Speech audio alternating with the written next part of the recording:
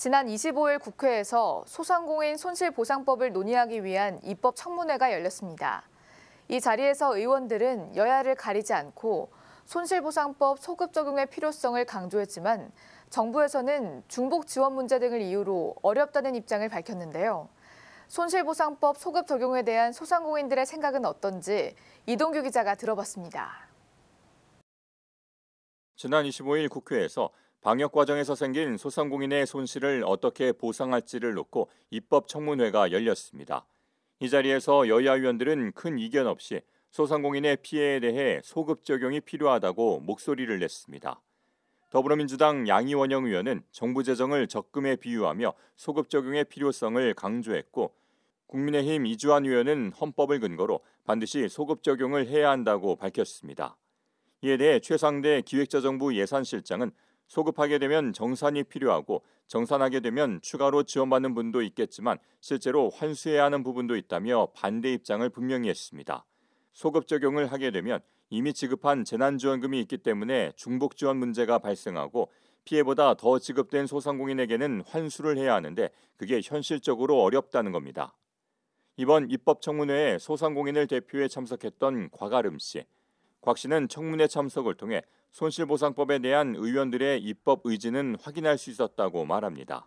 민주당, 국민의힘, 정의당, 시대전환까지 네 당이 모여서 모든 당 여야 의원 전원이 같은 목표를 가지고 청문회에서 논의를 진행했던 거를 저는 진짜 태어나서 처음 본 것 같아요.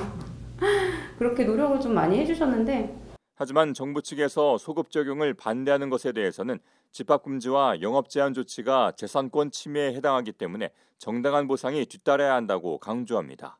정부가 직접 원인을 제공했고 그래서 문을 닫았고 거기에 대한 보상은 당연히 이루어져야 된다. 처음부터 문을 닫게 하려면 처음부터 보상책이 있었어야 된다라고 생각을 해요. 소상공인 연합회 조사 결과 소상공인 10명 가운데 8명은 손실보상법에 소급 적용이 필요하다고 생각하는 것으로 나타났습니다. 소상공인 연합회가 지난 2월 1,200명의 소상공인들을 대상으로 조사한 결과 소상공인들의 84%가 소상공인 소급 적용 손실보상법안이 꼭 필요하다라고 이렇게 응답을 하셨고요. 많은 수의 소상공인들이 실제적으로 영업 제한과 영업 금지를 당한 업종들뿐만 아니라 일반 업종에 이르기까지 소상공인들의 피해를 정부가 폭넓게 보상해야 된다는 의견이 매우 높았습니다. 지난 1월 손실보상 제도화에 대한 공론화가 시작된 이후 4개월 만에 처음으로 열린 입법 청문회. 손실보상법 제정 논의가 이처럼 제자리 걸음인 가운데 소상공인들의 피해는 눈덩이처럼 불어나고 있는 만큼 부담 없이 빌릴 수 있는 대출이라도 먼저 마련해달라는 목소리도 높습니다.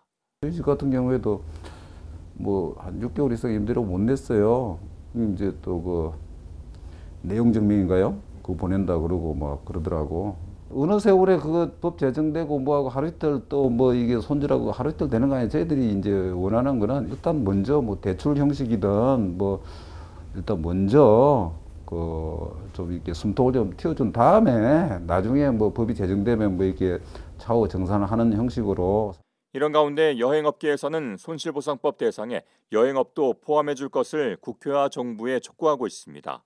집합금지 등 행정명령 대상은 아니었지만 여행업 전체 매출이 86%나 감소할 정도로 심각한 피해를 입었기 때문입니다. 지금 현재 보면은 어떤 자가격리 14일이나 여행 자제 요청이나 아니면 5인 이상 집합금지, 그리고 외교통상부에서 여행 경보 3단계를 발령해 갖고 전 세계를 다 빨간 걸로 이제 못 가게 막아놨거든요. 근데 그 자체가 어떻게 보면 여행업에 있어서는 사실 집합금지보다 더하잖아요, 이런 게. 남들은 집합금지를 해달라고 하는데 우리 입장에서는 집합금지라도 해줘라. 그래야지 나중에 손실보상이라도 받지 않냐. 1년 반 가까이 이어지고 있는 코로나19 사태. 방역 과정에서 생긴 소상공인의 손실에 대한 보상 논의가 좀처럼 속도를 내지 못하는 가운데 소상공인의 피해는 점점 쌓여가고 있습니다. ESTV 뉴스 이동규입니다.